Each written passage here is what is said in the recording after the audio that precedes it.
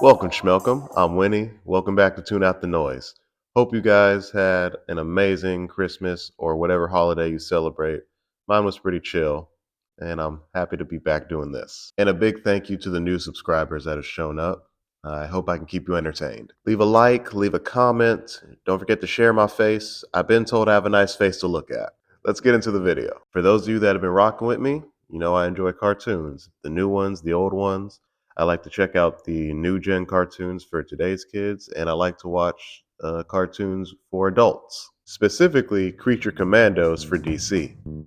I love this cartoon. The fight scenes are dope, the dialogue is super funny, James Gunn is killing it, and when it comes to animation, DC always does a better job than Marvel, and I say that as somebody who is more of a Marvel fan than DC. But if you haven't watched the show yet, it is on Max, and it's pretty much about a group of prisoners, much like the Suicide Squad. But this is the monstrous version of Suicide Squad.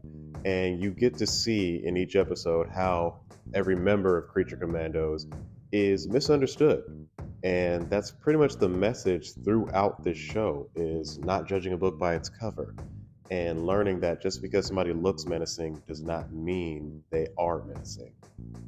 A lot of these creatures are misunderstood, misguided, and even taken advantage of at times.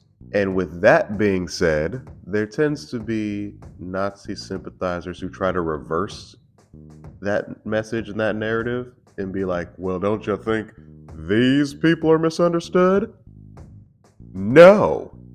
How we look versus how we think is very different. I, as a black man, get treated differently simply based on how I look.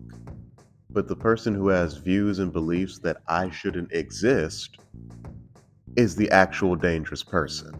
And I think what makes this conversation so frustrating to people is when the neo-Nazi sympathizers have a very black and white, no pun intended, viewpoint. A lot of them actually want to see the physical harm for them to believe, oh yeah, that white supremacist is a bad person. Because unfortunately, history and facts aren't enough for people, and I don't get that.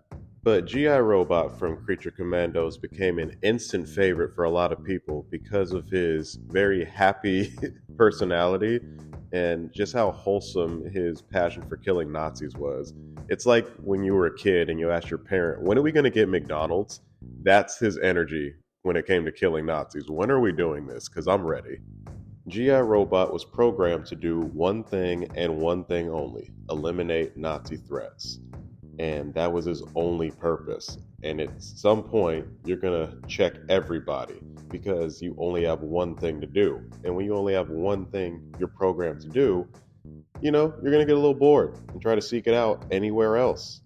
Kind of like when SpongeBob had to rewire his whole way of thinking to only fine dining and breathing. When he had to be introduced to something different than those two things, he short-circuited. Now, there is a moment where G.I. Robot can kind of put his programming on pause after a guy named Sam takes him in. Sam is a single man with a bunch of cats who is also a military collector. He is a collector and lover of all U.S. military. So when he found G.I. Robot, he had to be part of the collection and just be a part of the family. Sam represents that group of small-minded people who have a misdirected view on what it means to stand for your country. And unfortunately, those views are voiced and encouraged and enabled by certain people that want to grift and feed into those negative views and insecurities. You're sitting with Nick Fuentes, by the way, a known neo-Nazi. You agree with that, right? He's a neo-Nazi. No, I wouldn't agree with you on that. He's a groiper. Wouldn't agree with you on that. We're tired of this shit. We want to say nigger. We want to say faggot. We want to call these Jews. That's what a Nazi would say. You need therapy. And things take an absolute turn for the worse when Sam decides to bring G.I. Robot to a gathering, if you will. It is a meeting full of neo-Nazis and white supremacists. Yay! The end result, Sam and everybody else at the meeting is fatally shot by GI Robot. And this is where the discussion gets a little bit slanted and a little bit misunderstood, because there are some people that believe because Sam can't physically harm you, he shouldn't have died. But his views are harmful, and the people he connects with and affiliates with are harmful. And they have these rants and these meetings to discuss what they can do to take the next step forward, so they have the potential to be physically harmful. Glad to have a metal fist in the fight for what's right. And the fight for what's right he's referring to is the right to be the top superior race and push away non-white groups. How is that not harmful? And don't get me wrong, GI Robot represents the energy a lot of us have towards neo-Nazis and neo-Nazi sympathizers. This is not me saying, hey, go outside, pull a John Wick on everybody that has even slightly racist views. What I am saying is you're doing a disservice by trying to make us feel bad for people that want marginalized groups erased. You are a part of the problem. And there is a lot of emotion that really goes into this episode for a character that's not even meant to have emotions. This robot was able to take a break from all this, and then there's a moment where you kind of feel like he was used. He was about to be used for something that he's completely programmed to fight against. After his fight in the wars, he was tested in labs for like 30 years. And it is very heartbreaking to see GI Robot find a home that gave him a sense of comfort and nostalgia, only for it not to be what it seems to be. And like most racist and racist sympathizers, Sam did not properly educate himself or do the proper research on GI Robot. He just saw a military robot and was like, ooh, I'm going to befriend this machine and then use him for my cause. A cause that's meant to push a negative narrative. A cause that's meant to actually take action once they have the tools needed to take action. You know, like a killing robot.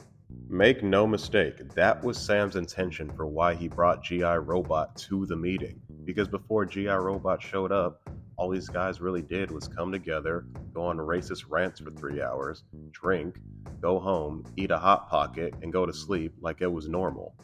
Then they get introduced to this robot that they believe can help them with their cause. Their mascot is a swastika. What do you guys think their cause is? My intention behind Tune Out the Noise isn't to just unlock childhood memories. There's a second layer to that title.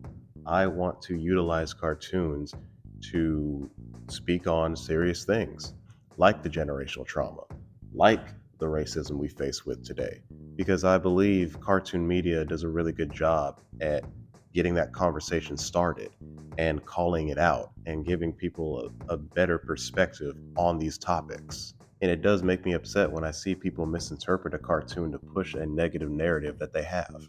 I do want this to be a fun channel, but I do want to have those serious moments as well, because it does help me figure out like who subscribes to me and where we stand as people. But thank you so much for hearing me out and taking the time to watch this video. Have a good rest of your weekend, and I hope you enjoy the new year that's around the corner. Hope you have your New Year's resolutions lined up, and let's try to leave neo-Nazi sympathy in 2024.